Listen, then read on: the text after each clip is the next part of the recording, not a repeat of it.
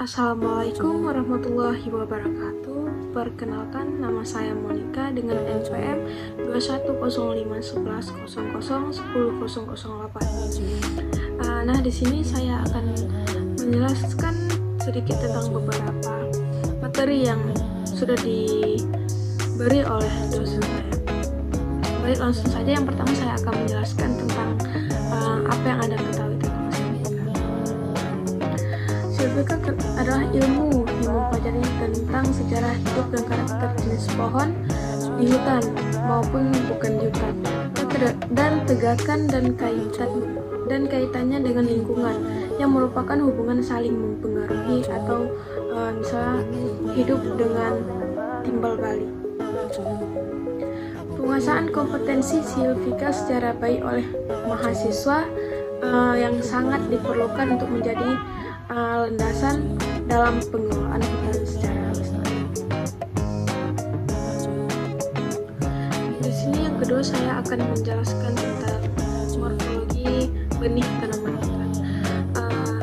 Tanaman hutan adalah bahan yang berupa biji atau yang berupa vegetatif yang digunakan untuk mengembangkan tanaman baru. Artinya di sini benih yang kita gunakan untuk menghasilkan tanaman baru yang sebaiknya ditanam atau yang akan ditanam di dalam hutan begitu. Untuk contohnya saya mengambil benih sengon dengan bentuk pipih lonjong tidak bersayap dengan ukuran 6 mm dan dengan warna hijau ketika masih muda dan berubah menjadi warna kuning sampai coklat kehitaman jika sudah tua. Benih ini juga memiliki sifat yang keras atau berduri. Yang ketiga saya akan menjelaskan tentang fotosintesis. Arti kata foto berarti itu sinar dan sintesis yang berarti pembentukan. Fotosintesis adalah proses pembentukan atau asimilasi karbon yang dilakukan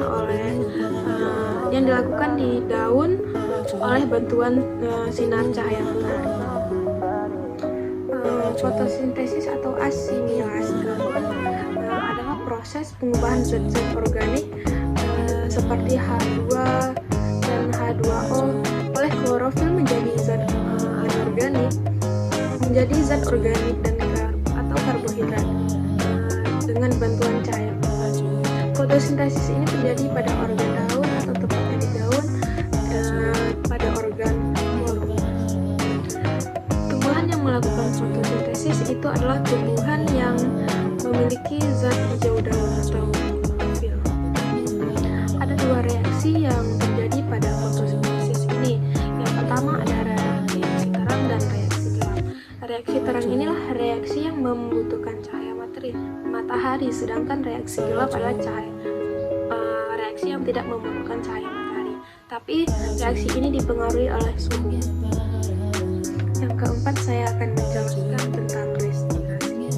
Respirasi merupakan suatu proses katabolisme yang memecah molekul-molekul seperti gula menjadi molekul anorganik seperti karbon dioksida dan lain. Respirasi pada tumbuhan tingkat tinggi prosesnya berlangsung secara aerob, yaitu pembebasan energi dan makanan dalam sel tubuh tumbuhan dengan cara oksidasi secara biologis. Energi tersebut digunakan untuk pertumbuhan atau pengangkutan mineral, pembentukan protein, proses fotosintesis dan lain-lain. Respirasi pada tumbuhan tingkat rendah prosesnya yang berlangsung secara anaerob atau fermentasi, yaitu perubahan suatu senyawa yang menjadi senyawa lanjutan dengan bantuan enzim ditemukan dalam pembentukan alkohol yang awalnya berupa ada faktor-faktor yang mempengaruhi laju respirasi, yaitu ada ketersediaan substrat dan ketersediaan oksigen suhu tubuh. Yang kelima di sini saya akan menjelaskan pengaruh hutan terhadap lingkungan. Seperti yang kita ketahui bahwa hutan itu ditumbuhi oleh beragam pepohonan yang pohon ini kita ketahui sendiri berfungsi sebagai penyerap karbon dioksida yang disebabkan oleh manusia, kendaraan bermotor, pabrik, dan lain sebagainya. Hutan juga sangat penting dampaknya atau pengaruhnya pada lingkungan. Contohnya tempat tinggal hewan-hewan dan tempat berlangsungnya hidup manusia. Jika hutan itu sendiri sudah rusak, bagaimana hewan-hewan itu akan tinggal di situ? Pastinya mereka akan mengungsi ke pemukiman dan akan keluar dari hutan tersebut. Juga dengan manusia, jika itu sudah rusak, mungkin mereka akan tempat pemasukan airnya sudah tidak ada lagi. Dan jika juga hutan itu rusak, maka dampak bencana-bencana akan sering terjadi seperti banjir, longsor, dan lain sebagainya. Dengan itu kita perlu mencegah dan melindungi hutan kita dengan cara restorasi. Dan banyak cara yang lainnya yang dapat kita gunakan untuk menjaga dan melindungi hutan kita. Sekian dari saya. Assalamualaikum warahmatullahi wabarakatuh.